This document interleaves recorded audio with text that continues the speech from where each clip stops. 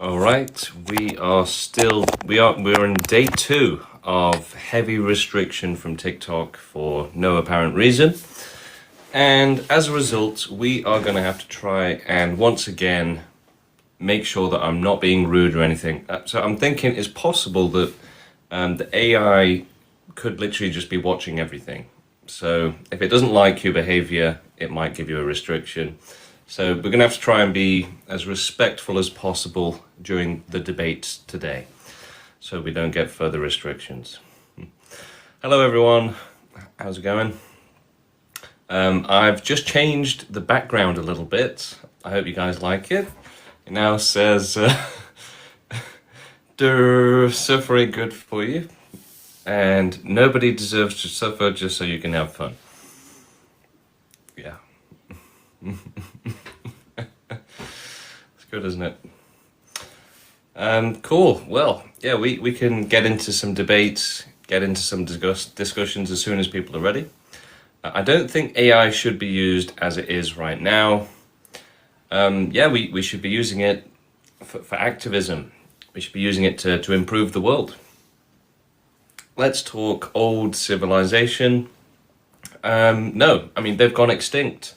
They're already safe from suffering. We need to think about existing civilizations and animals and future life as well. Let's talk about the world and how we can help it. Yeah, welcome in, Batham. Suffering good for you. Yeah, it's great, isn't it? If you guys have any other ideas for things we can put in here as well, I'm happy to hear it. But yeah, It's funny because people do actually say suffering is good for you. Like, it's like they can't wait for the day that they get, a terminal diagnosis or they get chronic pain or something. It's the best thing that can happen to them, apparently. Don't know what's wrong with them, really. Well, we do know what's wrong with them. When people are actually saying suffering is good for you, they're just completely eclipsing out all of the bad suffering. They're seeing it from like a cope mentality. It's cope, really. It is actually coping, right? So it's like well, we all just have to do our best, basically. And yeah, a bit of suffering can help you grow on that journey. But yeah, it's like an extremely ignorant and naive, oversimplistic sort of way of seeing the world. That like suffering, because basically, right, for the idea that suffering is good for you to make any sort of sense, you would have to be in a simulation. You'd have to be in some sort of heaven where a little bit of suffering is sprinkled in to spice it up a little bit. But you don't want to live in a real world with real suffering. That's definitely not good for you. Hey Shroom, welcome in. What do you think about the new background, the new text? Nobody deserves to suffer just so you can have fun. But he's not listening, and he's still saying, "Durr, suffering good for you, durr." I mean, like, this is kind of the level of arguments that we get on the stream, isn't it, really, though? It basically is. It's like one IQ opinion, basically. One IQ opinion that suffering is good for you. It's like saying terrible things happening to you is good for you. And in fact, yeah, the same people will say that, right? A lot of people absolutely do come out in full support of that and say, yeah, you know what? Terrible things happening to you, it does build character, something terrible happened to me, so it should happen to everyone. It's amazing. Again, like, that would only make sense. Like, that would only make sense for them to say that if we were in some sort of simulation and there was no real suffering, no extreme suffering. It would be like, guys, I know we're all in heaven and we're all having a great time, but, I experienced a little bit of suffering and it kind of changed my perspective on things. You should try it. Like, honestly, it's crazy experience. Maybe then it would maybe make a bit of sense. But yeah, not in the real world, not with real torture, real extreme suffering. Suffering is definitely not good for you. And I think that people just can't handle the reality, if you think about it. That is kind of probably one of the biggest pieces of this puzzle, is that people cannot handle the reality. They don't want to face the... Start with yourself. Nice, nice. Come on, do better than that. People don't want to face the reality, right? They want to live in a fantasy, in a bubble where everything's fine, nobody is suffering. Suffering's actually good for you. Yeah, it's genuinely like a complete fantasy world that they're living in. They're completely disconnected from reality. You know, to say that, you know, a child getting cancer, that's good for them. You have to be completely disconnected from reality. Am I a psychopath? No. I think most people have psychopathic tendencies if they're going to say that, you know, suffering is okay. I'm against that. I'm against torture existing. So, you seem like a narcissist. You think you're better. Yeah, absolutely. And we should say that we are better than people who are tolerating the suffering of others, right? In the same way that, you know, you would say, yeah, you know, I'm better than somebody that, you know, abuses animals, right? So, yeah, if you don't abuse animals and you don't abuse others, then you are better than people that do that. And in the same way that, you know, if you're trying to help everyone and give up your time to do it, then yeah, you are better than those who just can't be bothered to do that. So how do you have better morals than me if you're not an activist? You know, presumably you're not an activist. Have you seen the film Purge? Yeah, I have. Sarah Khan, hello, how you doing? Not bad. How you doing, buddy? Yeah, decent, thank you. Good, good. Decent. I like that. That's a good answer. That's a good answer. So I have so okay, so I'm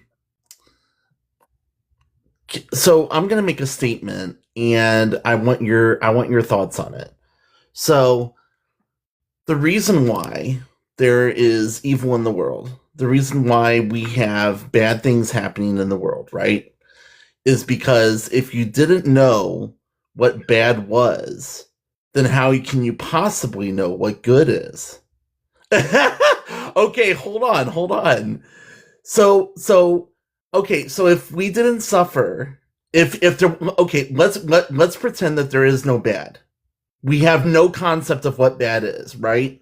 No concept whatsoever, right? So let's say someone, you know, um let's say someone doesn't want hold on.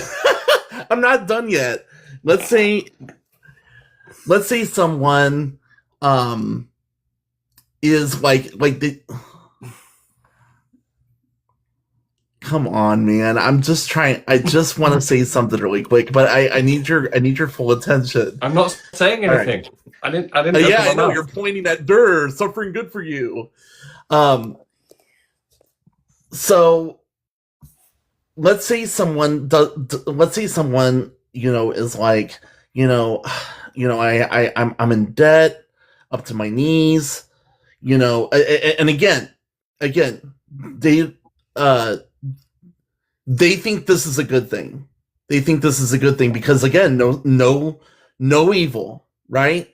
So it's a good thing. But at the same time, they're kind of thinking like, is this really a good thing? But they don't know because they have no concept of evil whatsoever, right? So they say, I'm in debt, and I don't know if that makes me happy, but I'm in debt anyways. And someone says to them, um, "Oh, well, that's okay. We can make things ten times easier for you." And what they do is that they put the man under, and they basically kill him.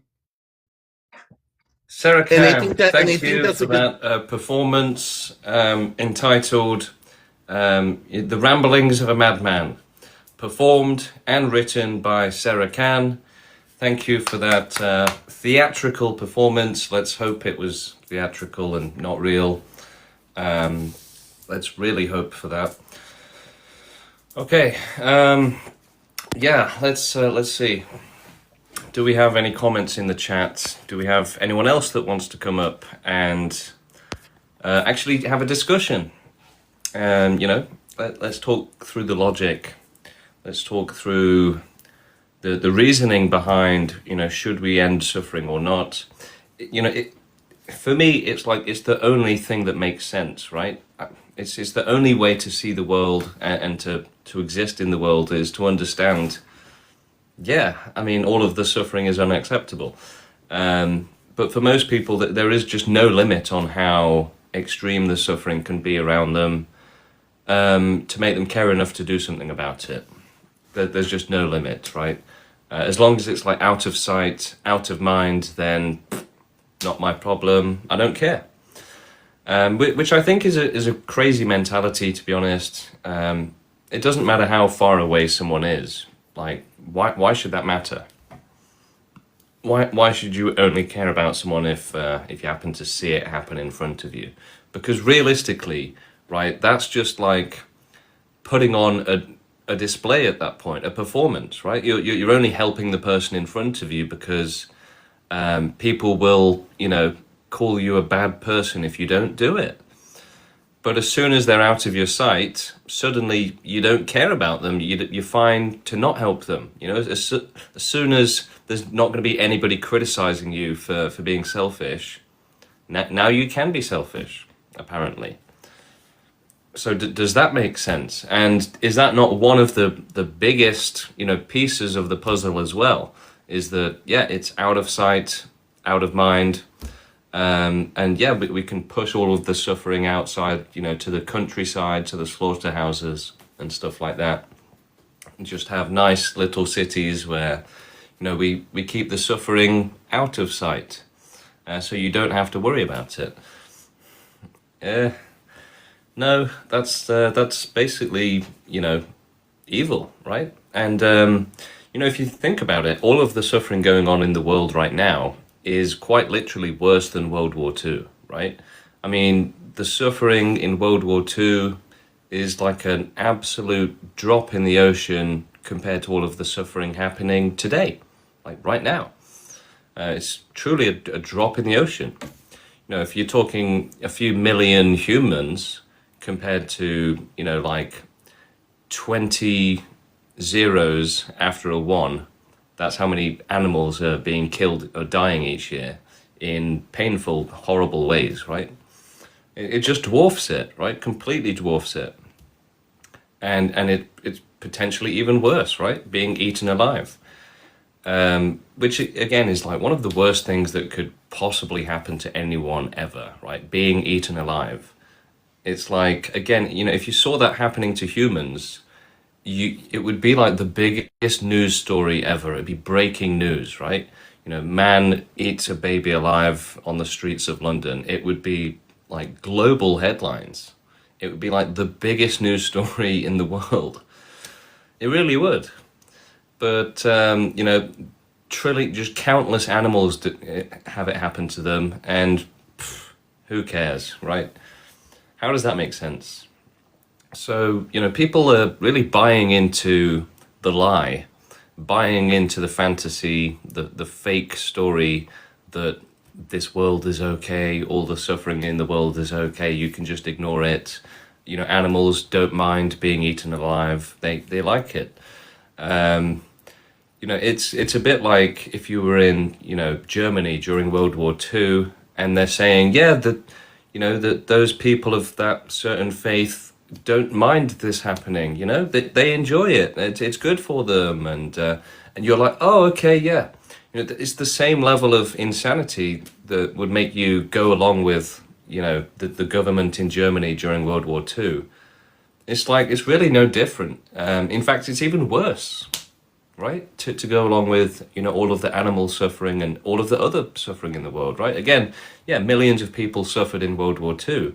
But, there's billions of people suffering today. So, life itself is committing the ultimate atrocities, right? We can say World War II was bad, but suddenly, when we look at all of the terrible suffering, nobody says it's bad. Like it's upside down, right? We care about small amounts of suffering, but the overall suffering, no, that's good. Keep it. That's fine. That suffering is good. Along with, World War II and everything, that's good. That's acceptable.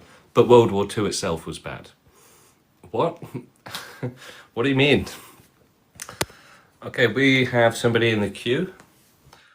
Let's try and bring them on. Mythos, hello, how you doing? Good, thanks. How are you? Yeah, good, thank you. I'm just here to ask, I guess, what is your movement doing to reduce suffering in the interim?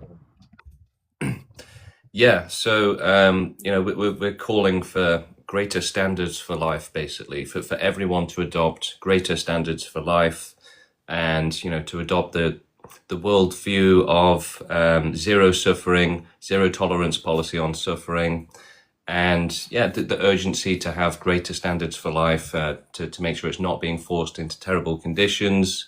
So advocating against, all of it, right? And included in that is things like pet ownership. So, potentially our advocacy is raising the standards for everything, right?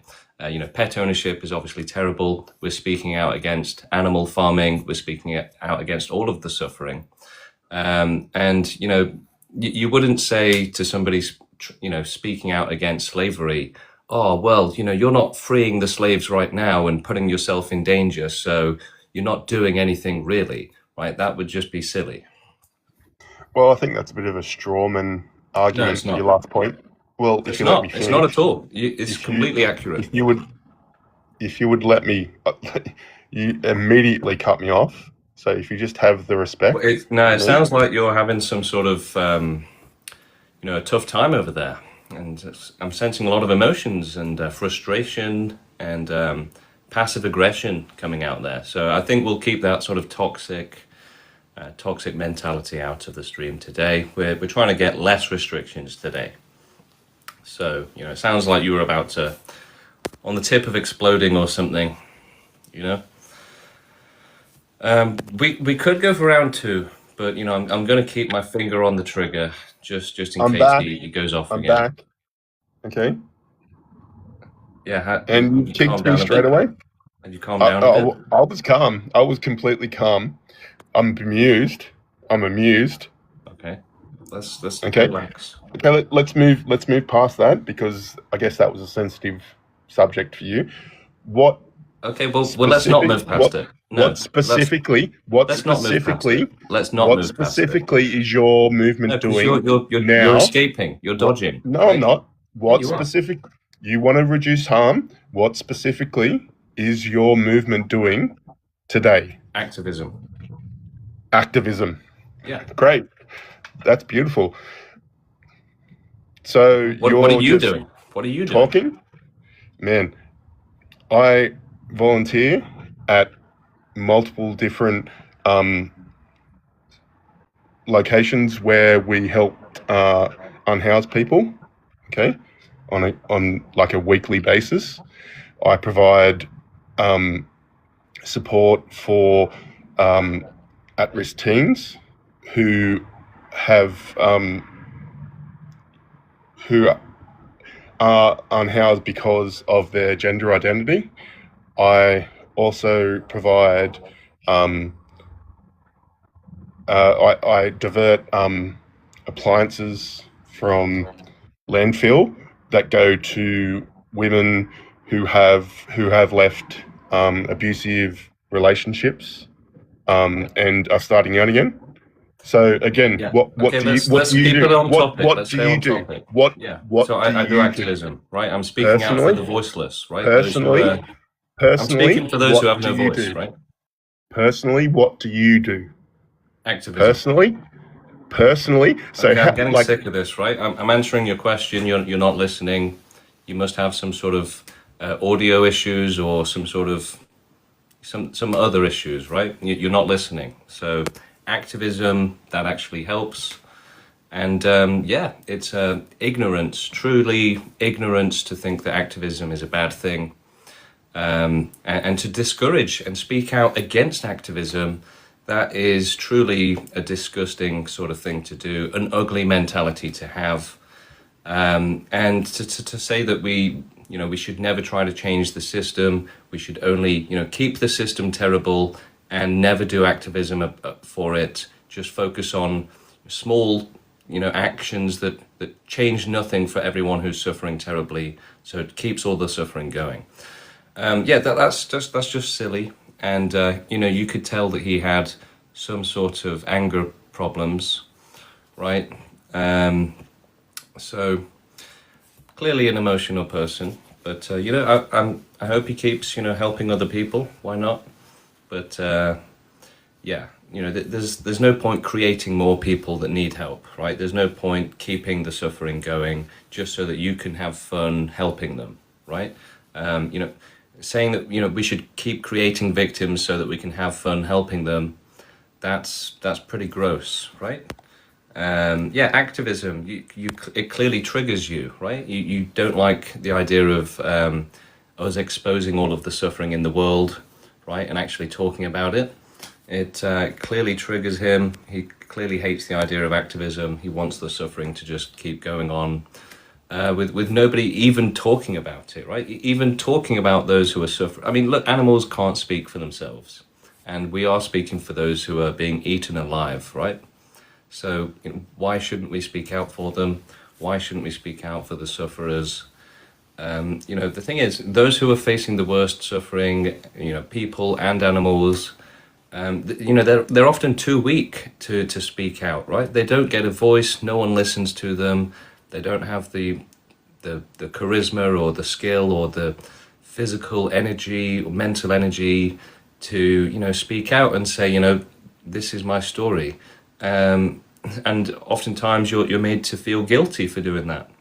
Like, oh, you're just trying to make us feel guilty and you're trying to make us feel bad. So the victims, they're often not even allowed to tell their stories. They're not allowed to speak out against the cycle of suffering.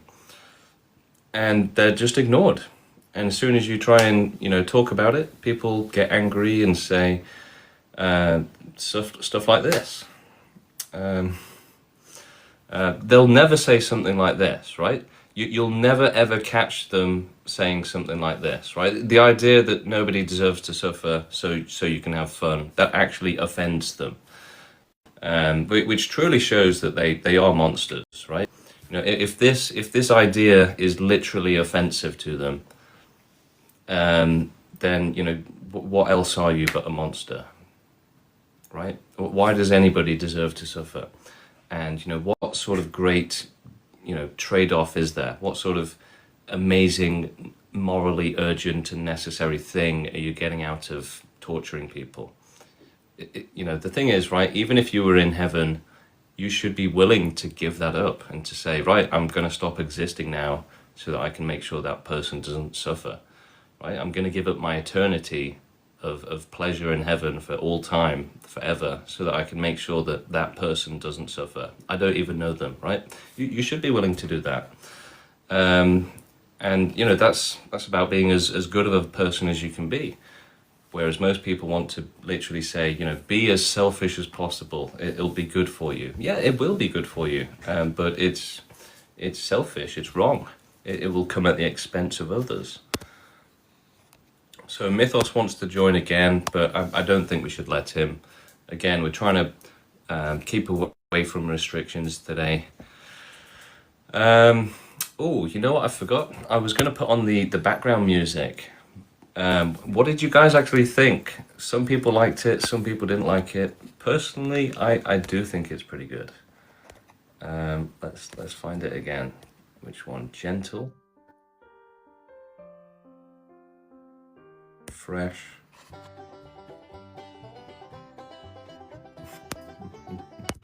Electronic? Ooh. That's kind of good, right? The RuneScape one. Yeah, where is the RuneScape one? I think was it the jazz one? Kind of. This is a bit like Port Sarim RuneScape or something. Almost. All right. We still have nobody in the queue apart from Mythos, and he's having a bit of a bad day, an angry day. So I think we should let him cool down first. Maybe we can have him up another time, but he seems like he's in a really bad mood right now. Okay, we do have somebody trying to come on stage. Let's bring them up. Let's hear them out. Hello, how you doing? I'm alright. How are you? Yeah, good, thank you. Yeah, this is Pete. I'm from Africa, man. Oh, sweet. Nice to meet you. Yeah, nice to meet you too. So I wanted to. You need to keep your phone on TikTok, otherwise we can't hear you. Oh, okay. I wanted to ask a question about. Do you think that the pro-extinction movement is more of like a wish than something actually realistic, or is No. it like?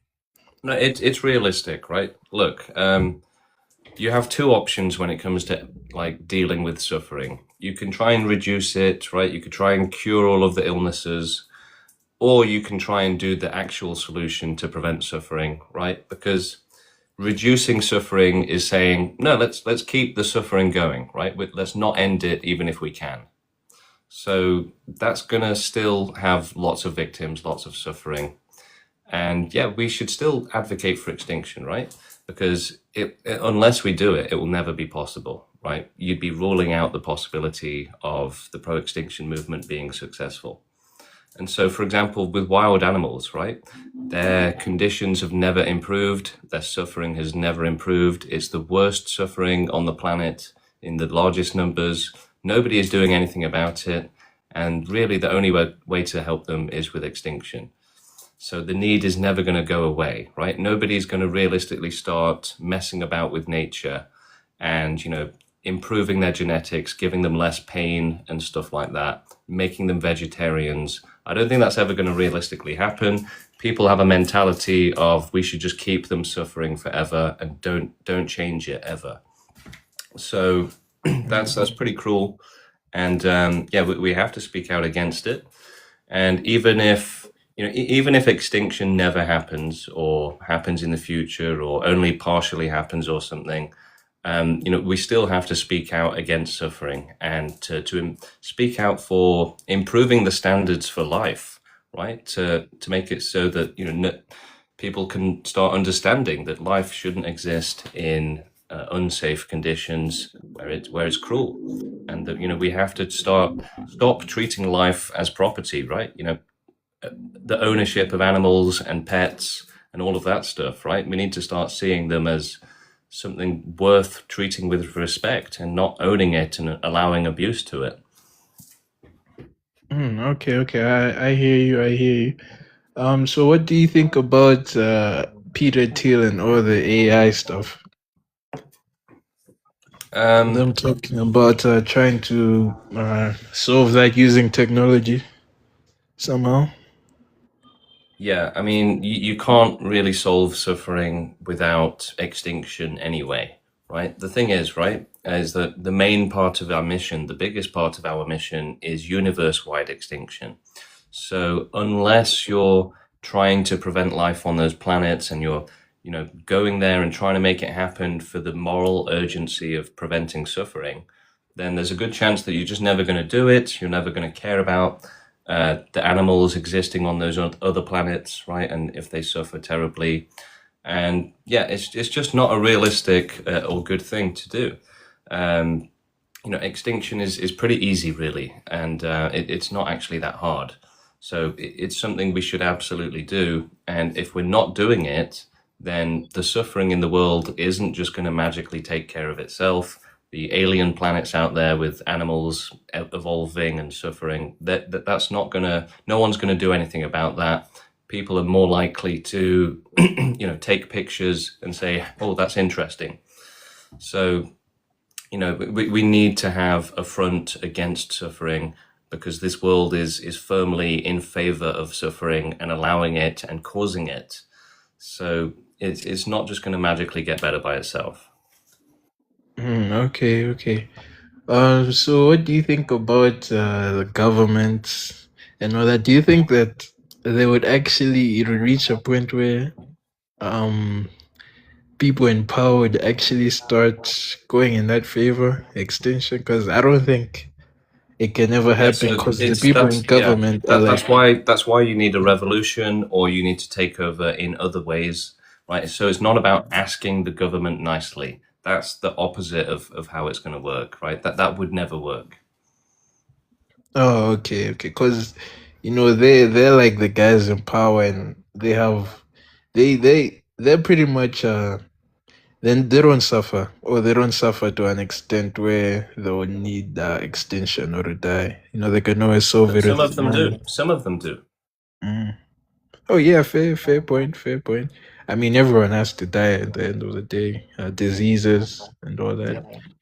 So yeah, I think extinction. I've always thought about it, and extinction does make sense to me, even though I'm kind of on the fence still. But look, I what's don't the know. alternative, right? That's the question you have to ask yourself. What is the Yeah. alternative? Mm. Okay, yeah. I'm leaning towards extinction, honestly, Because the thing because is, it right? makes Look, sense. you can say, oh, yeah, we can reduce suffering and we can improve people's genetics and we can do this and that. But if the mentality and the attitude is still that we don't really care if there is suffering, we're not actually going to do everything in our power to prevent it, and then it's still not good enough, right? So the mentality right now is, who cares about suffering? If capitalism, improves the suffering a little bit, then so be it. But let's not care, right? So that is the current mentality: is that we don't care about the suffering of animals and other people, right? They just don't care, and it's never going to just magically get better when nobody cares at all. In fact, again, it's the opposite. They think wild animal suffering is a good thing. So they're not going to Is it realistically. like a moral question Um, on that end? I mean, what for extinction? I mean, yeah, I mean, for like maybe if you say if they don't care about wild animals suffering, is that like a moral thing, or is it like a factual thing in your opinion? it's because they evolved to think that way. Basically, there's a limit to how much empathy they have, and humans also evolved to think that nature is a good thing. So that when we see a forest, we get happy because there's going to be food, there's going to be resources there, and it's good for our survival. So people are just thinking in an animalistic way, and they still have this mentality where they see animals as food, basically. So they don't care about the well-being of animals. So the more animals, the better, basically. Yeah, Mm. Okay, man, but that's all for my end. It was a good talk. yeah. So yeah, thanks for coming up. It's been good. And yeah, if we had no animals with total extinction, there would be no more animal suffering. That would be the best thing for them, right? They don't need to exist. They are much better off not existing. Avatar joining us. Hello, how you doing? Hello, how are you, man? I'm So good, thank forcefully you. causing. Good, good. I'm from Sri Lanka. There's an interesting thing in my culture because I was grown up Catholic, but my whole culture is Buddhism based. So I had a rough time, but that's not the point. But uh, in our culture, there is a saying that our humankind, this thing always go to extinction and recycles back again. So forcefully causing, why may I ask why you are trying to like it's like, why is that forcefully causing total extinction matter? Yeah, because you have to use force to defend victims from suffering. Otherwise, force will be used against them. So unless you cause total extinction, then people will just keep, reproducing and causing more suffering forever. Yeah, I think. Do you believe in like a collective consciousness or some sort of something like that in human mind? Potentially, we can be connected through ideas and understanding, I think. But right now, we are as unconnected as possible, really. So, the Mhm. best thing would be if we all connected and fought together against suffering, right? Yeah, I think the collective consciousness is already taking care of this extinction in a way, but it's giving hints. Like, for example, I'm noticing, like, for example, Japanese people, they are becoming extinct for some reason. They can't figure out ways to, Yeah, but you but they see are trying no, to. so most life is not going extinct, right? Most animals are not going extinct. There's still a massive number of animals on the planet, and even if some of them go extinct, they'll just be replaced by others which adapt. So, extinction of humanity is really not that relevant or important, apart from the fact that actually it's a bad thing. We need more humans so that we can do animal extinction before we go extinct. Otherwise, they will just suffer for billions of more years. Okay. Your point is to make all beings not suffer in a way. Yeah. Okay. So, but would animals like it though? Like, I don't know. Yeah, definitely. Right. Most of them get eaten alive. So I think it's definitely better for them. Yeah. Yeah, we are eating vegetables. They have also some sort of a consciousness as well. So that, yeah. So, There you go. yeah. But as like what I am practicing, I'm kind of meditating, not like in a yogic way, serious meditation for 15 years. And my culture, I have been, Mhm. in this. We have the, you have heard this thing about getting out of the matrix, right? Mhm. Some sort of belief, yeah. So this Yeah, is but this that has run through my getting out of the generations. matrix is just a selfish thing, right? Most of Yeah. philosophy, most of spirituality, it's all just about how you can do better for yourself, how you can have more pleasure. It's all useless, really, and just irrelevant to all of the actual suffering going on in the world. It's the idea that we should only think about ourselves literally leaves most of the world suffering terribly. It's not good enough. I think this spiritual narrative has taken a wrong turn. It seems that it always seems to speak about getting yourself selfishly, saved. But in our thing, there is something called bodhisattva, meaning basically means he comes back from this outer whatever let's say total annihilation or the experience of enlightenment or whatever. Then he comes back and helps people to go to go into that. So Yeah. I'm kind The of thing is, feeling we like need you are to. also doing something like that in a way. Yeah.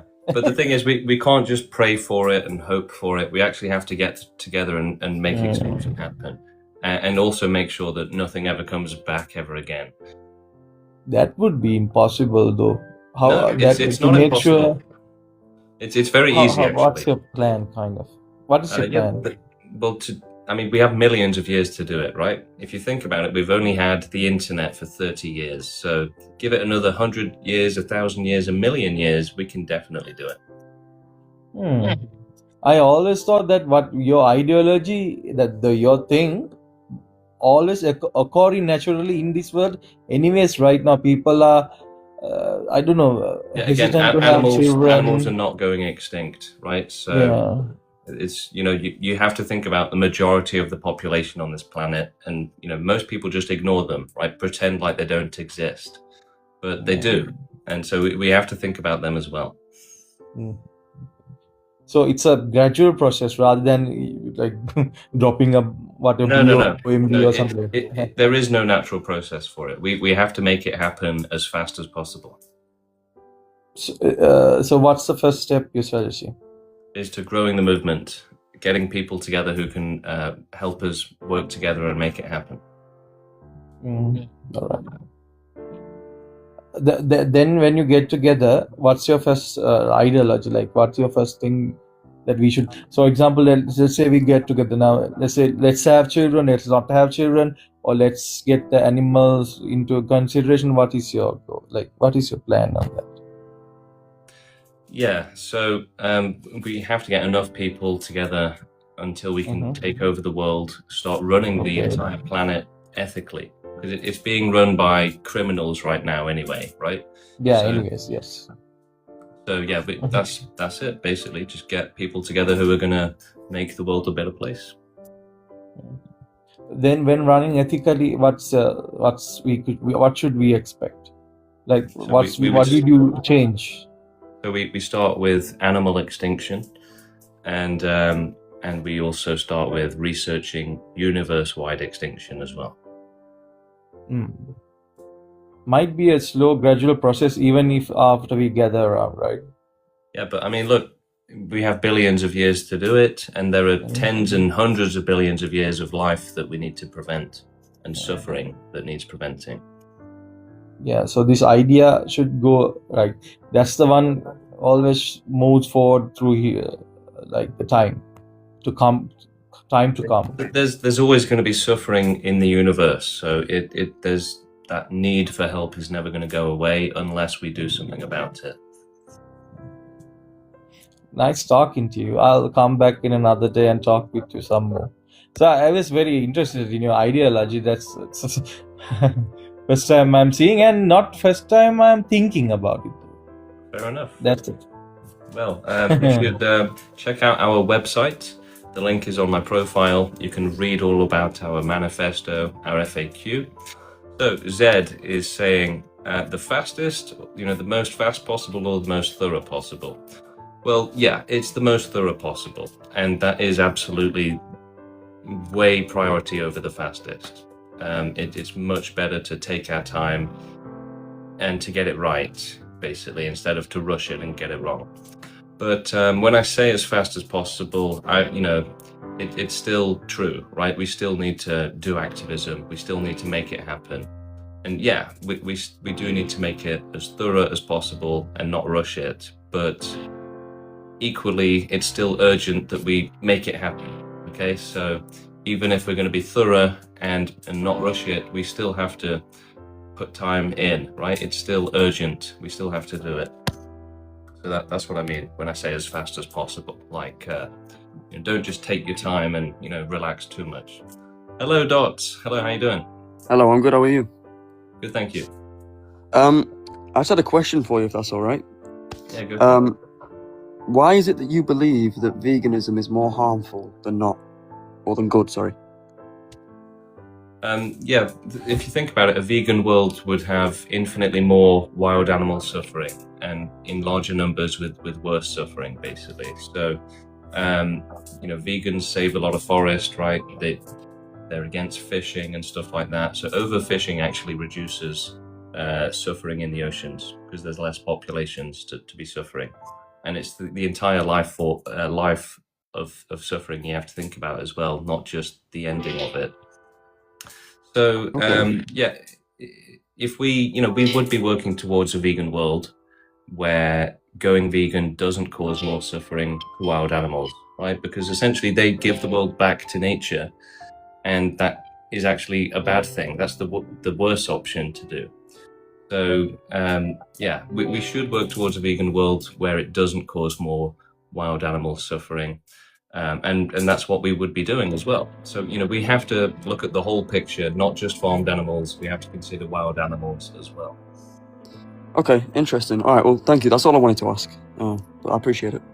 Yeah, no worries. So we have both vegans and non-vegans doing activism in our movement. And we say, look, they're both bad. Pick one, whichever it works best for you, and just do activism to end suffering for everyone. All of them.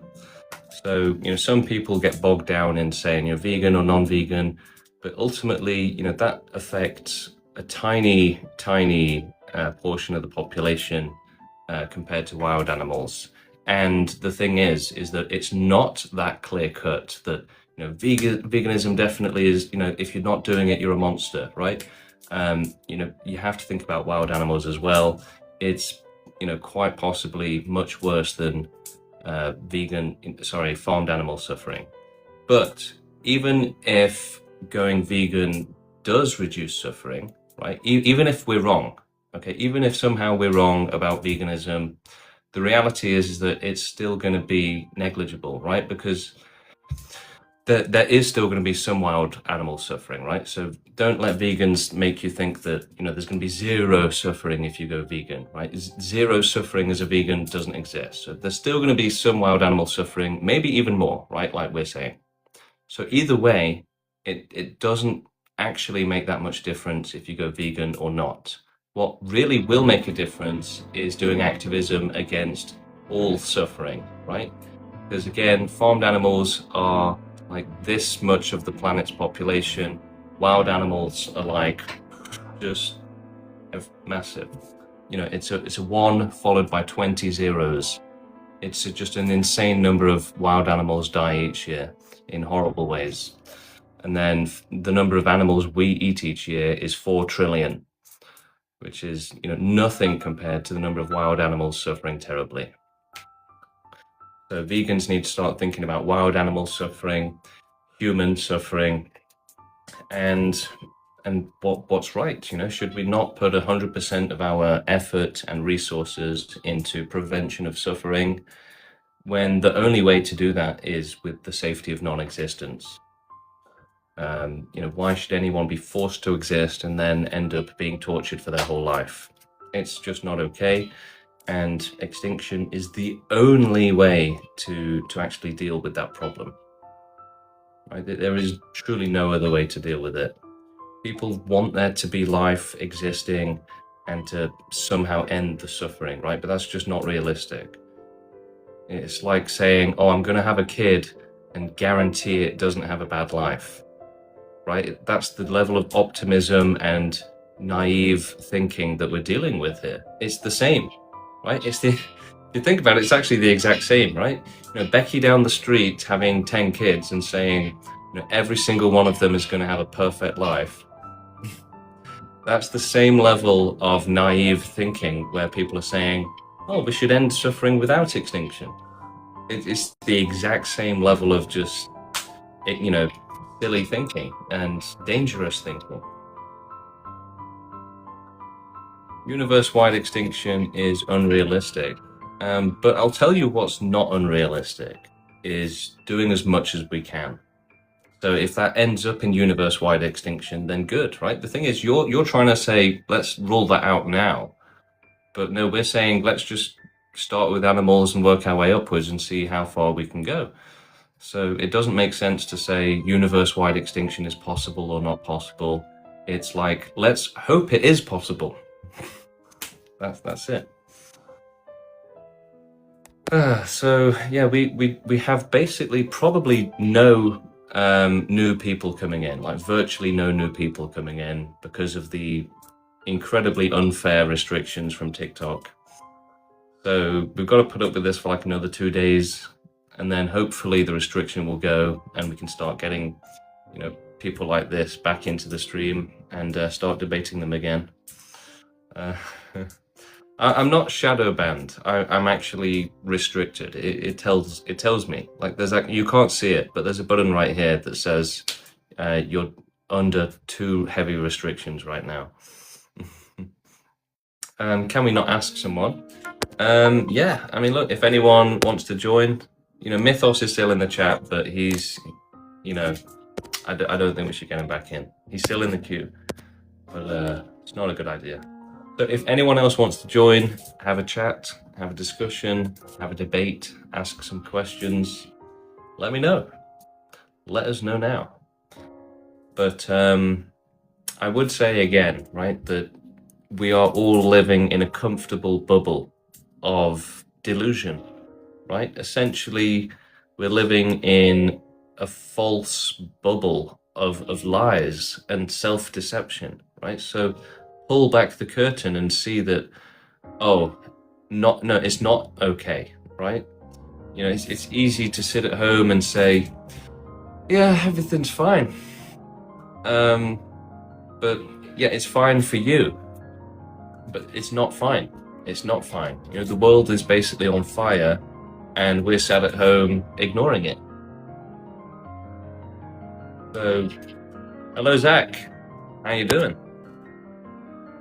Yeah, if anyone wants to join the queue, let's bring you up on the stage. Let's debate. Do you find quantity or quality of suffering more important to prioritize first? You can't really do it either way. If you've got animals, right, there's just trillions and trillions of them.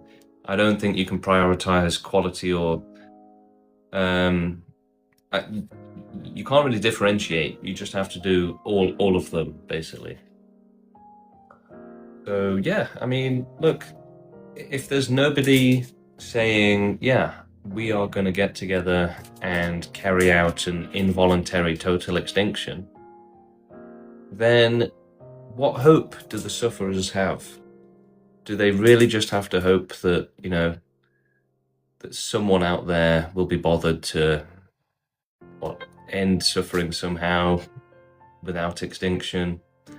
That's it, basically. That's the only hope for the sufferers without extinction, is that somebody out there or some charity, whatever happens, a government, scientist, someone discovers a way to...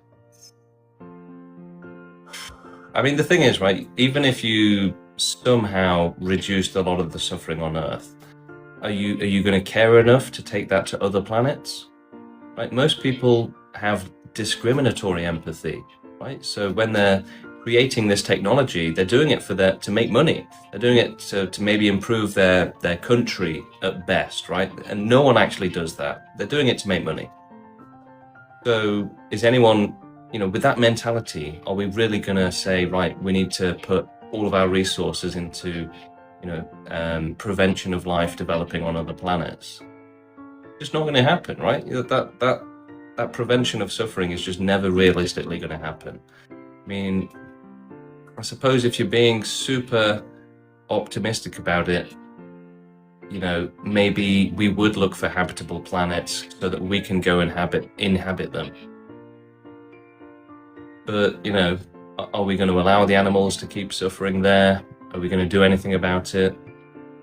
Are we really going to inhabit and colonize every planet in the universe? Are we going to have enough people for that? Are we just going to be pumping them out? This is very wishful thinking, right? Really. It is wishful thinking.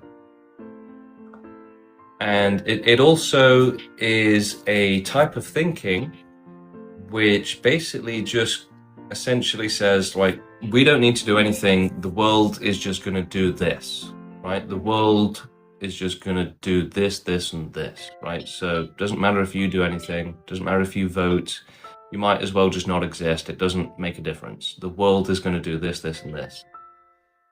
But it's a very sort of passive and, lazy way of thinking, and hopeful, wishful way of thinking, right? But mostly lazy way of thinking.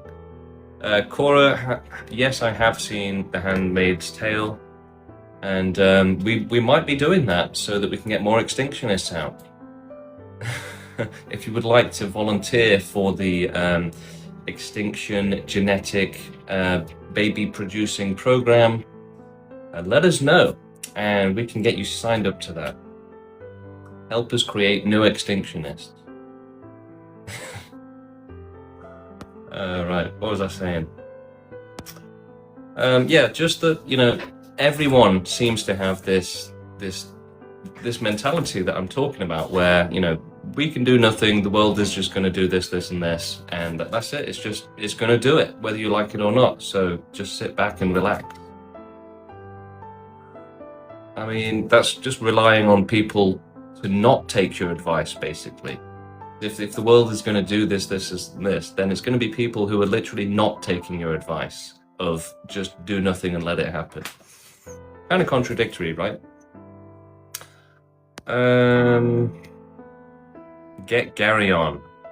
I would, but the thing is, it's beyond his capacity, basically. I think I feel like he would just drag the show down, and he would just be like, I don't know, criticizing it and just coming out with doubts and suspicions, like, oh, what if it goes wrong? And oh yeah, no.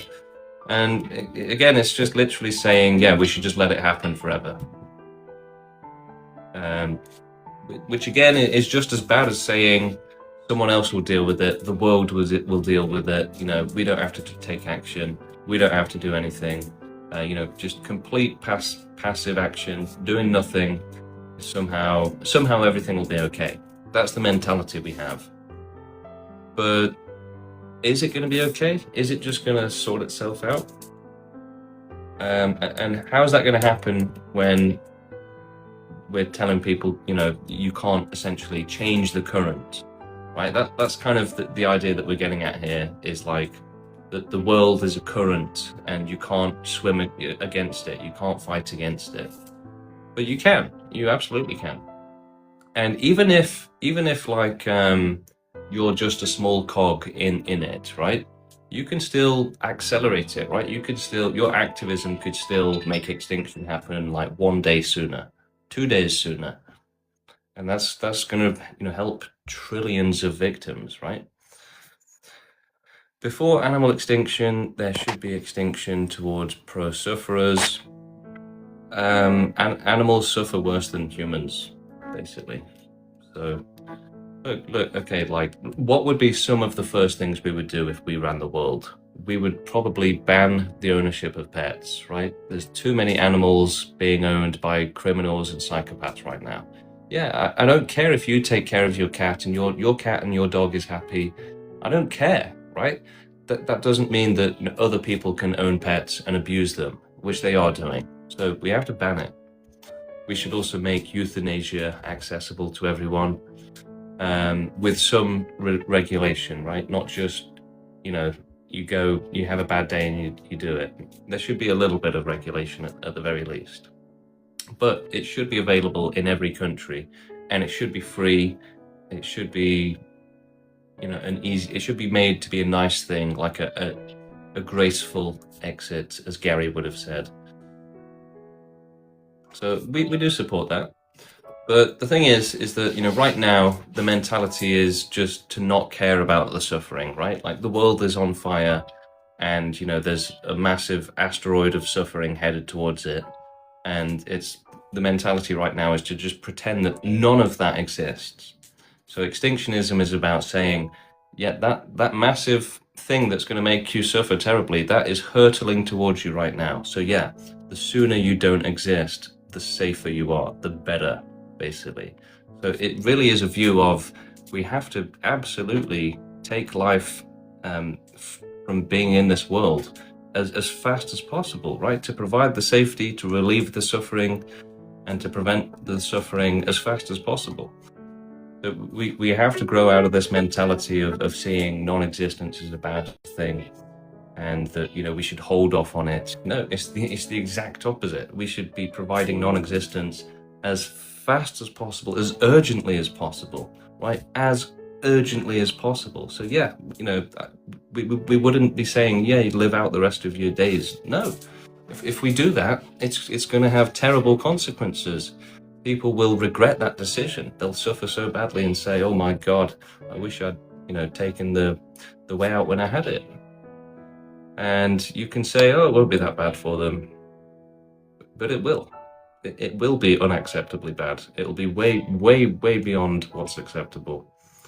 So, most people don't have a limit on on what's acceptable in terms of suffering.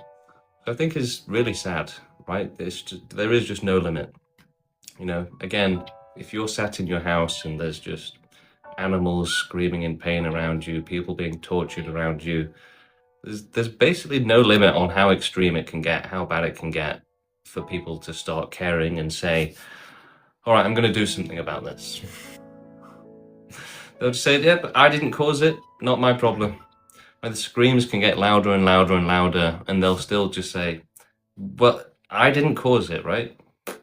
So I'm putting my headphones in. But that's the opposite of what we need. But that is truly the problem, right? People will just not stand up for anything. So we need to do better than that, right? The current mentalities we've got right now, abolish them all, right? We need to change our way of thinking on everything like that. Start exploring the morality, start exploring the ethics, learn about it. Okay, does anybody else want to do a debate? Does anybody else want to do a discussion? Otherwise, we're probably going to take a break. Yeah, let's give it one last chance. See if anyone will join the queue. I've always wondered what Shroom's voice is like. I think he's hiding it though. It's probably like, like that radio voice. It's 12:53 p.m. in the afternoon, and we're here today talking about suffering once again. Okay, we've got Procopton Stella joining us. Hello. Yo, how you doing? I'm good, how are you? Yeah, I'm alright. I was gonna say, it's funny how like this movement, yeah, it's built on an axiom which you can't really prove. Which is what? Suffering is bad in itself. Do we need to prove it? I mean, you don't need to, but it makes, if you do like have an explanation for it, which is kind of like makes sense, then I think it'll make your movement a lot stronger. You don't need to. If we did prove it to you, what would you do? Then I would say fairs. It makes sense, but I don't see how. And I feel like you get more people to join it. I feel like if you make like a logical point why suffering is bad in itself, other than like using like it's common sense or giving an example, because some people derive their metaphysics, their worldview, and say they'll come to a different conclusion from you. And I feel like your movement would be a lot stronger if you, because that's what it's built on, right? That suffering is bad and you need to abolish it. That follows logically. I'm saying some people, their worldview might not come to the conclusion that suffering is bad in itself. Do you get what I'm saying? But, I mean, don't you think that it should be obvious to everyone that extreme suffering is obviously bad? I mean, no. It's easy to say that suffering might be good for you, but can you really say that, like, hyper-extreme suffering is good for you? No, you can't. Yeah, no, suffering isn't good for you. I'm not saying that. But I'm saying just a lot of people have different worldviews. Like, what you're saying, it makes sense logically. If you conclude that suffering is bad in itself, I'm saying, I feel like your movement would be a lot stronger if you could go deeper into an explanation for that. Because I think, like, I get what you're saying, but I just think a lot more people would join, and it would be a lot stronger if you could do that. Yeah, but I don't think they would join. I think that basically they're limited by like the capacity of their brain, and it should be obvious that torture is bad for you. And I don't think proving that torture is bad for you is going to make people suddenly realize, oh, okay, I get it now. No, but I just think it'll definitely like help them understand it more, because some people might say, I mean, we've done like probably thousands of videos at this point explaining why suffering is bad for you. What's your explanation for that then? Like summary. Why suffering is bad in itself?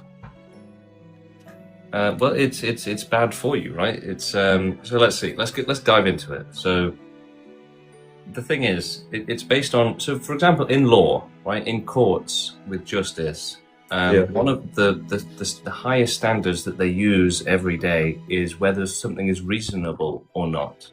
Uh-huh. So literally reason itself is a standard that is actually applied. Now, most people that come into this stream, they say, no, that's not an acceptable standard. But if it's good enough for the law, I think it should be good enough for us as well. And we can absolutely say, yes, it stands to reason that being tortured to death is obviously bad for you. So the thing is, anyone that really says, no, I can't accept that, then they're not being reasonable to begin with. So I don't think you can realistically, explain it better when they've already run into a serious problem with comprehension.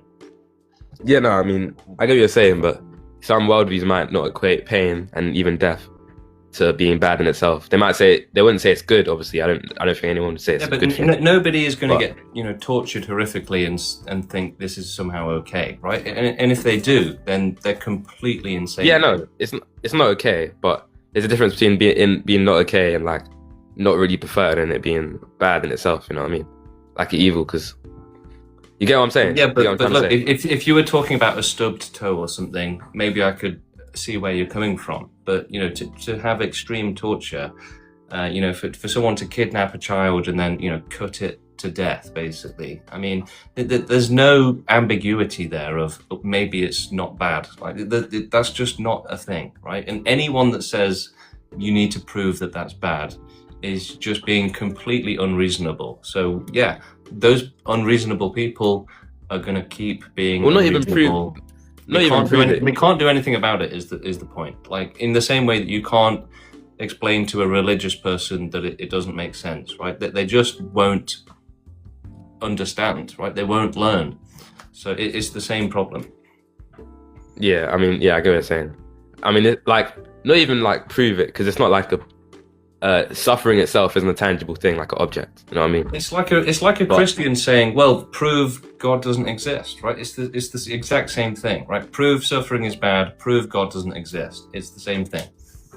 Yeah, I guess. But yeah, I don't know. I just feel like I get what you're saying. It makes sense, and I think it's stupid for people to like try and debate you in the grounds that suffering is bad in itself. I'm not saying that's wrong because we have a different worldviews, but I'm saying I feel like it's very hard to like disprove your worldview is incorrect if they agree suffering is bad, because then it's like they're applying basically like an omniscient standard to the test, right? That you need to like basically use an omniscience level response to satisfy their question, right? Is suffering, definitely bad, right? So you don't need that, right? That's like saying, can you definitely prove 1 + 1 = 2? Okay, we can do science and mathematics, and we can go into all of the maths behind why 1 + 1 = 2, but it's just unnecessary, right? Yeah, I mean, yeah. I just think all I'm saying is I just think a better a more in detailed explanation would be helpful for your movement, and I think it does logically follow a lot of what you're saying. Logically follows, but I just think because it's built on the axiom suffering is bad in itself, I feel like if you give like a more detailed explanation on why, I think a lot of people would be drawn to it a lot more. But that's it's more that like suffering is unacceptable, right? We're not going around saying suffering is bad. We're saying suffering is unacceptable, right? Sure, it can be good for some people, but it's bad for others, right? So it's not fair. It's not acceptable. Okay, that's a different. Okay. Look, there are lots of different ways to think about it and to talk about it and to frame it. Yeah, it is an interesting topic. It is an interesting topic. How is the movement going? There's a lot of more people joining since I last. You should check out the website. We've got loads of people, loads of different channels now, basically. So, let's see. Maybe I can mirror your video, flip your camera. Let's see if I can show it. Hang on. So, background, effects. There we go. All right, proextinction.com. So here's the website, and then on this bit here, you've got social media channels. Yeah, I've been on the website before, but last time I went on it, that wasn't on there. So yeah, you can see all of our different channels now, in different languages, different websites, different platforms, Facebook, Instagram, YouTube, and everything else. Okay. Yeah, that's my one, Universal Extinction. And I put all of my TikTok debate streams on there. So we've got 73 episodes, and that episode alone is nearly 3 hours long. Huh. Does it ever get, like, this is a more personal question. It's not too personal, don't worry. But, like, with this movement, obviously, you've been saying that this extinction actually probably won't happen for another, like, thousands or even millions of years. Or billions, right? But you're just trying to live so you can carry on and grow it, right? So is there any... It could happen in our lifetime, right? It could happen quite possibly. You never know. The thing is, if we don't try everything, then nothing will be possible. But if we do try everything, then everything could potentially happen. So what's your like? Do you ever get like doubts or like moments in life where you're like, what's the point? Because obviously, you do see life as like really bad and nature is torture chamber or stuff like that. So do you ever think to yourself like if this movement doesn't work, like obviously I'm not saying it won't, but I'm saying do you ever have doubts? And when you have those doubts, how do you deal with it? Yeah, no, I don't really worry about it too much, but yeah, I do think about it. And the thing is, this is like the only right thing. That's part of it, right? This is the only right way to help. If you want to help others, this is the best and smartest way to do it. So, you know, what is the alternative? And it's not just about helping some and, you know, making some difference. It's about having the entire system be as against suffering as possible, right? So we're working towards a massive and important goal, basically. So we don't care that it might not happen in our lifetimes. We still believe it's the right thing to do, and that it is helping basically countless victims. So would you say that like someone who disagrees with your movement, but they strive to be a virtuous person, would you still call that person like evil or bad in a sense? Or No. would you... So in the same way that Becky down the street having 10 kids and my parents, whatever, even a bad person, there's just no point blaming them. There's no point judging them. That's a very sort of animalistic way of thinking about it, right? You know, you hear about something bad, you get angry at that person, and that's sort of a survival technique. It's like a defense mechanism, getting angry at people. It's actually to help you survive. But it's not the caretaker mentality that we should have, where we should, you know, forgive people, understand why they're doing things wrong, why they're being bad. And again, most of that is because of evolution, right? That's just in their nature. So we shouldn't blame people for doing bad things. We should try and understand it. That's the superior way of dealing with it. Okay. And last thing I was going to say is I think, you've probably seen this before, I think you have. You should go on Alex O'Connor's show. You should try get on that. Yeah, why not? Is he on TikTok? No, I think it's more YouTube. You might be on TikTok. I can try and look it up for you right now if you want. Got a comment.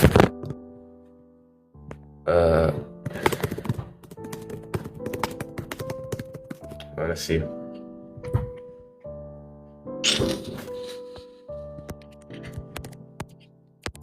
Yeah, he is on TikTok. I don't know how often he posts though. But he is on TikTok, apparently. So I think that would grow a movement, and that would bring a lot of conversation to it, negative and positive. And it would be good to see Alex's view on it as well. Does he do debates? Yes, he does. He does a lot of debates for religious people. Like, he's kind of an atheist or skeptic. And he's kind of a motivist. I don't know if you've heard of that, but it's basically a philosophy where it's like emotions are just, there's no moral facts. It's just when you say oh, someone shouldn't deserve to go to prison, like, oh my gosh, that when you say that, that's just you describing your emotions in that moment. It's not really like I don't know how to explain it.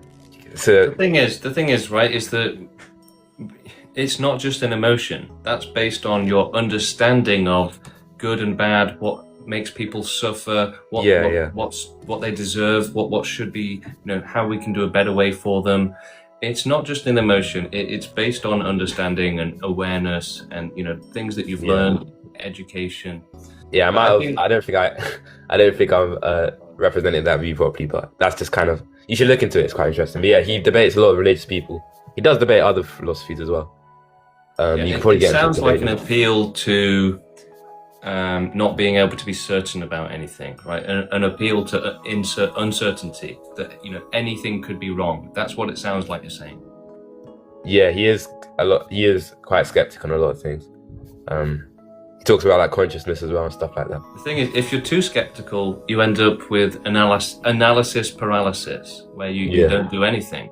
So that's actually even worse than, you know, you don't want to be too skeptical.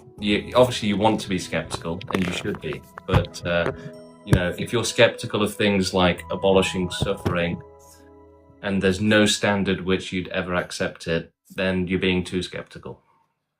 Yeah, yeah. I mean, I guess if in your worldview it makes sense. Yeah, no. So what one way I like to think about this, right, actually, is because people have this idea that some suffering is acceptable. So if we pose to them the idea, like, what if 99 people are being tortured so one person can be okay? Is that a good ratio? And most people can say, okay, if it's 99 people suffering for one, then okay, I'll agree that they'd be better off not existing. And then you try and say, right, so what's the ratio then? Yeah, I don't think you can do ratios with that stuff, man. Yeah, because we're saying there's a zero tolerance policy on suffering. There is no ratio. So for most people, they do have some sort of imaginary ratio where, well, if it's if it's this many people, then it's okay. But if you actually push them on it, then they can't explain it. They'll start dodging and changing the subject. Yeah. Yeah, because like if you agree suffering is bad, it's literally impossible, almost impossible to like disagree with your movement. And a lot of people come in. I see into your stream, a lot of people come in and try and debate you on your grounds. Which, I mean, like, that's good for you. I'm not saying like you're wrong. Well, obviously I disagree with you, but yeah, like people try it. That's just stupid. I don't know. There's a lot of unintelligent people in the world, but the thing is that that's what evolution favors, right? That's what reproduction favors. So you have to see the population of humanity as being quite literally fueled by unintelligence, right? The stupidity is what literally creates more humans. So unintelligence is literally the engine running humanity right now. I mean, yeah. I mean, I can see how it makes sense for you, I guess. And that's why religion flourished, right? That's why religion is so big in the world and always has been, because it's the religious people are more likely to reproduce. Yeah, that's true. So their kids are more likely to be religious as well because of the genetics. Yeah. I mean, and it's annoying because I get what you're saying, but like I said, I disagree with you on the movement. But I get what you're saying. It's unique. I respect it. It is refreshing to see because I haven't really heard like a view like this. You know what I mean? Yeah, I mean, I was scrolling through TikTok earlier today, and I was going through the live streams as well, and I was thinking these are all boring, right? There's no interesting conversations going on here at all. Yeah. But again, like I was just saying, that's unfortunately most of the world are boring people. I grew up with this sort of fantasy in my head that the world was full of intelligent people, but actually, if you try and talk to them, you'll very quickly see that it's a mirage, it's an illusion. We're actually in a planet full of incredibly unintelligent people. It really is kind of like taking the wool off of your eyes and seeing the world for what it really is. It's yeah, man. I mean, yeah, that's how reproduction works. That's how you got to understand it. Yeah. So do you think like pleasure? I know you don't think any pleasure can outweigh suffering, but do you think that pleasure is the ultimate good, even if it doesn't outweigh suffering? Or do you think pleasure is bad or indifferent? So the thing is, right? If we could, if we had magic, right? If we could make a wish, then you'd have to ask yourself, right? Would you do extinction or would you do heaven, right? So it's pretty tempting to say, yeah, we should do heaven, and say no. Yeah, I mean, I think, if I had, someone gives me a wish, right? And you can either do extinction or heaven, I'd be inclined to do heaven, right? If there was certainty that it was going to be amazing for everyone, right? But that doesn't exist in this world. So, but yeah, in that sense, I think that positive things are, happiness is obviously better than nothing, I would say. But now, is there But you could also make an argument that I'm wrong there. You could say it's still better for there to be nothing. But do you think there's like intrinsic goods then? Do you think pleasure is intrinsically good, or like is it like a means to an end, or is it the end itself, do you think? Well, it can be a good thing, yeah, but not in a terrible world like this, right? If you're in hell and you're having pleasure and you're not going to turn hell off, right? Then your pleasure is evil at that point, right? It relies on the suffering of others. But if we were in some sort of heaven, then sure, why not? It would be a good thing. Pleasure would be a good thing, yeah. Yeah, because I mean, I think it's a good thing for people to be happy today as well.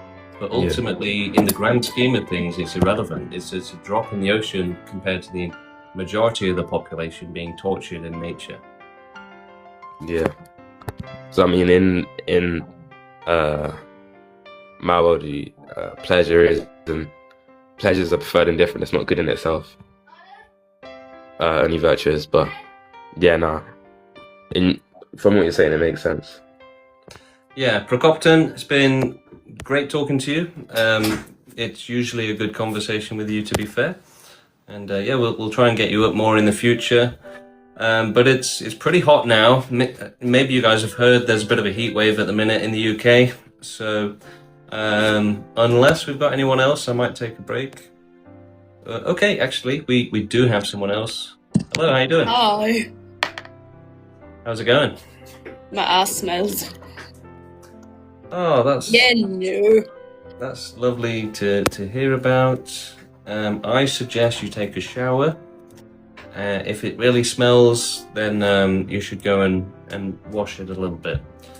Yeah, don't tell us about it. We don't need to know. Just go and wash. Yeah. All right. Thank you, everyone. I'm going to take a break.